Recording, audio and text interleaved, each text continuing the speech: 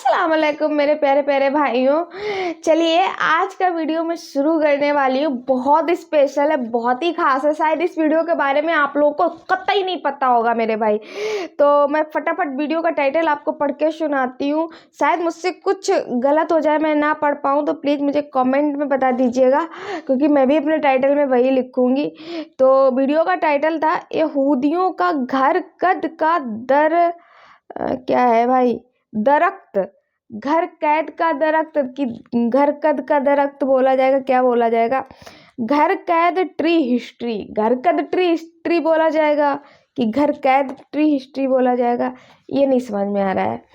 तो आइए मैं इस वीडियो को देखते हूँ, और वीडियो पसंद तो आएगा तो प्लीज़ वीडियो को लाइक ज़रूर कर दीजिएगा। चैनल पे नए हैं तो चैनल को सब्सक्राइब करना कतई भी नहीं भूलिएगा। वीडियो है 16 मिनट का, इनका ओरिजिनल वीडियो लिंक डिस्क्रिप्शन में मेंशन है। बिस्मिल्लाहिर्रहमानिर्रहीम। अस्सलामु अलैकुम।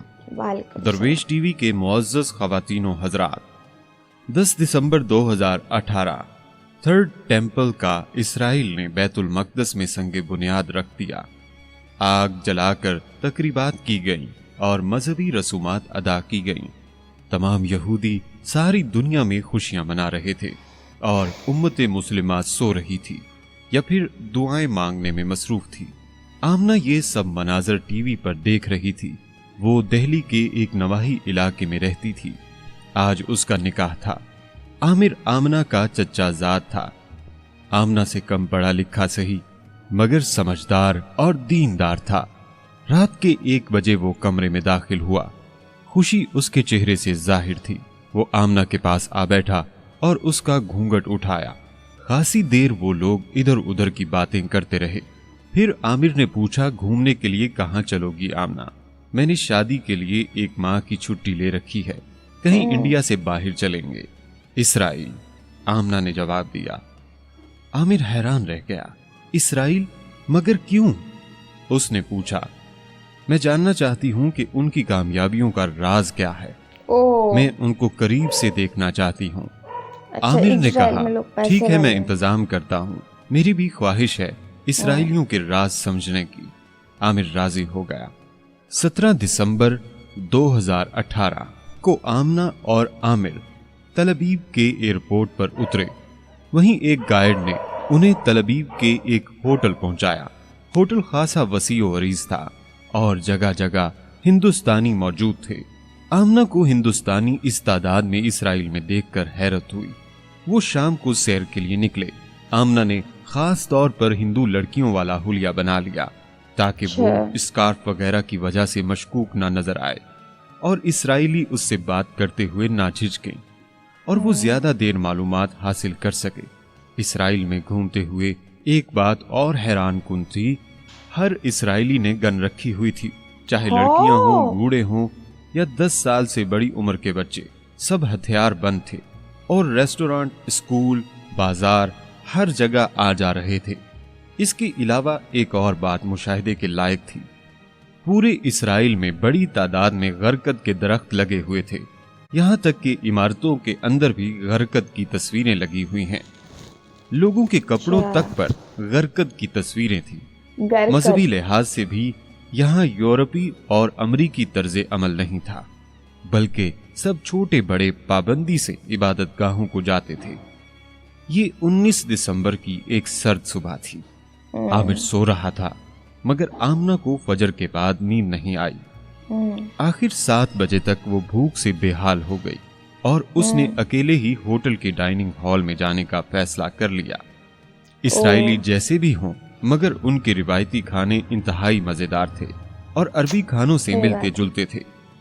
आमना जब डाइनिंग हॉल में पहुंची तो एक मेज पर चंद बूढ़े इसराइली तर्ज की छोटी सी टोपी पहने बैठे थे और एक मेज पर अकेली लड़की बैठी कहवा पी रही थी। बाकी पूरा हाल खाली था। आमना इस लड़की के पास गई और अंग्रेजी में बोली, क्या मैं आपके पास बैठ सकती हूँ?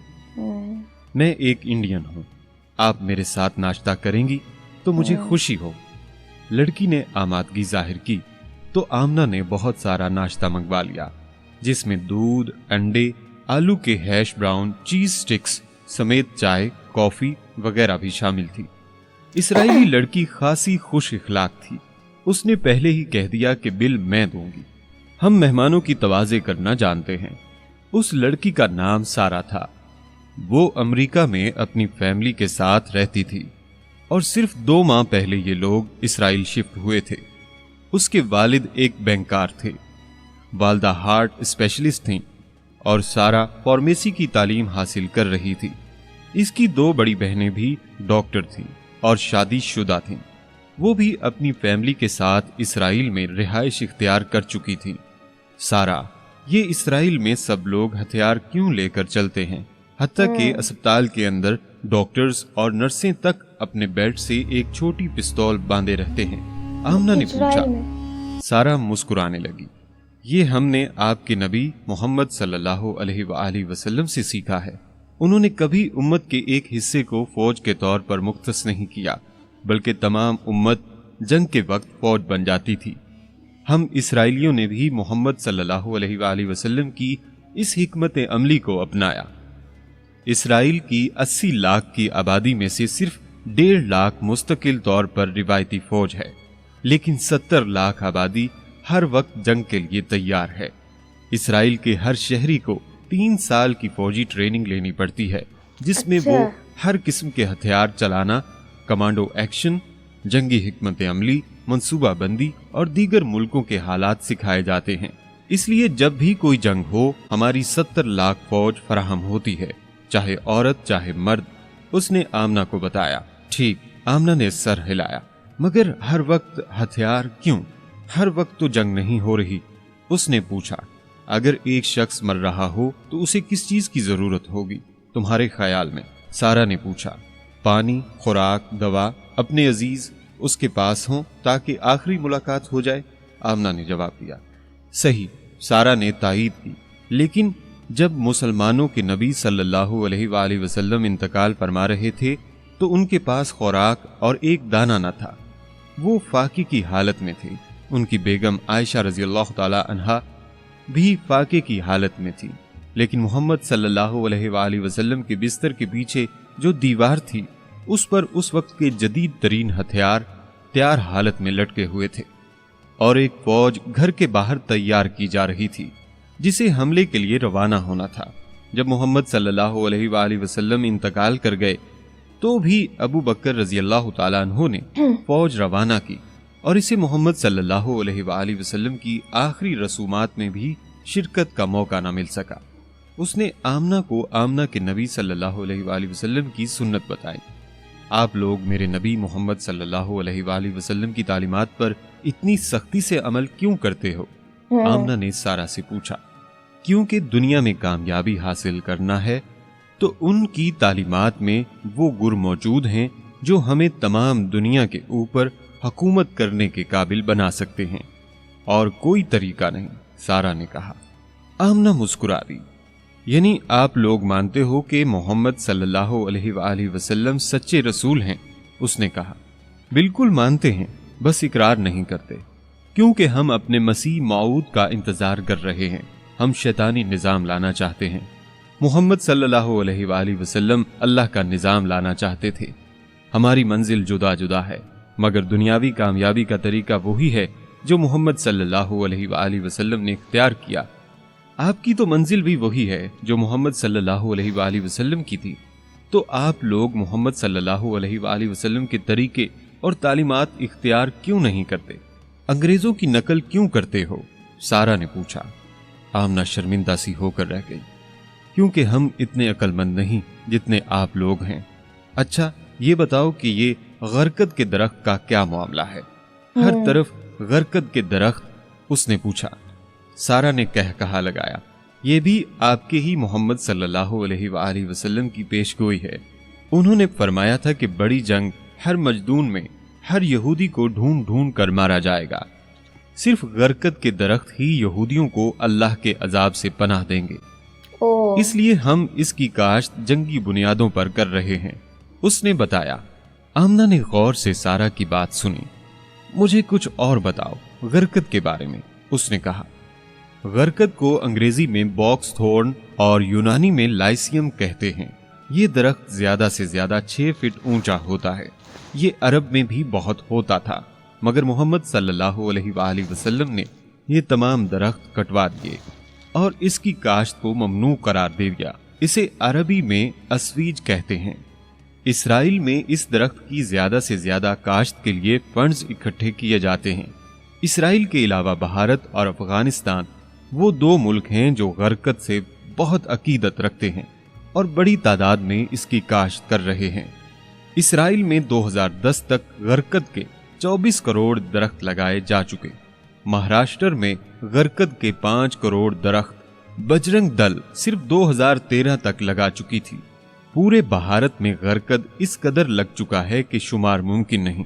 सारा ने आमना की मालूमात में इजाफा किया। यहूदियों और हिंदुओं में इस कदर हम आहंगी समझ से बालातर है।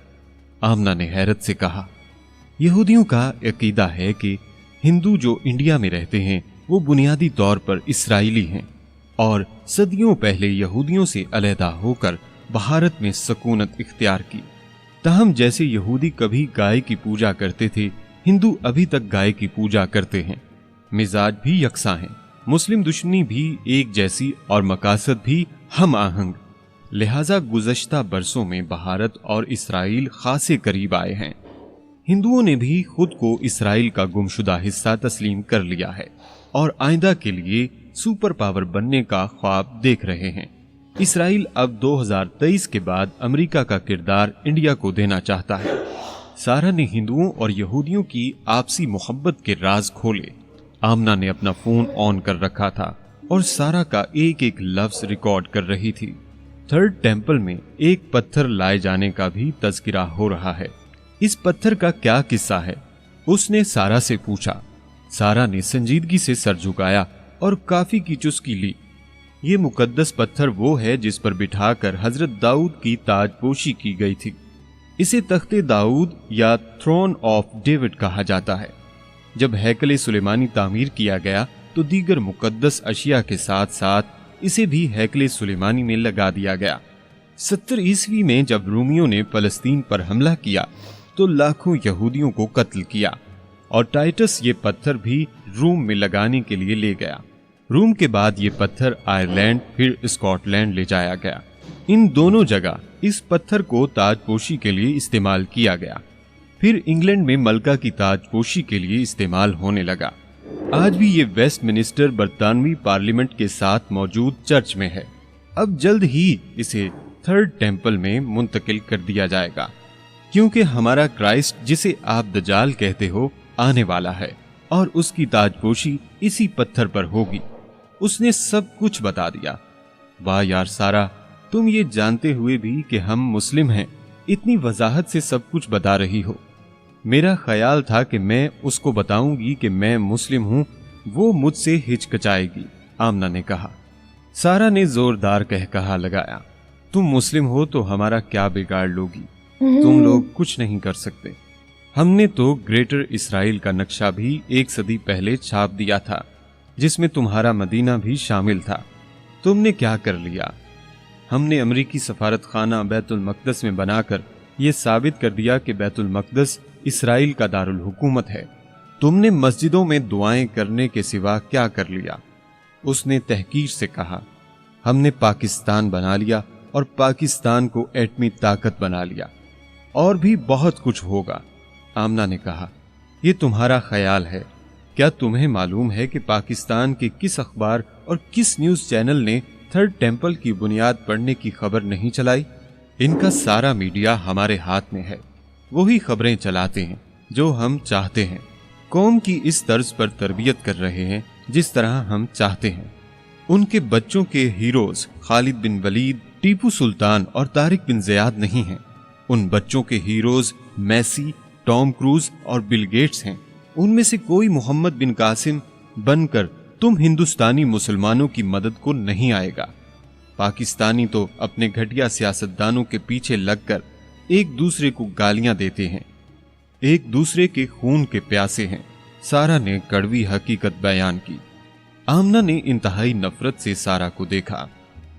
होश में आओ, भूल गई 1967 में पाकिस्तान ने इसराइल का क्या हशर किया था? क्या भूल गईं कि अमेरिका को बेवकूफ बनाकर कैसे ज़ियाउल हक ने अमेरिका के खर्चे पर अपने दुश्मन रशिया के कदम पाकिस्तान में दाखिल होने से रोके थे, कैसे उसने तुम लोगों को अंधा बनाकर एटम बम तैयार किया था। तुम तो एक ISI का मुकाबला नहीं कर सकते, उसने खरी खरी सुना दी। सारा ने एक बार फिर जोरदार कहकहा लगाया। मैं नहीं भूली, मगर तुम भूल गई कि हमने ज़ियाउल हक का क्या हशर किया था। आज पूरे पाकिस्तान में उसका कोई नाम लेवा नहीं, उसको नफरत का निशान बना दिया गया।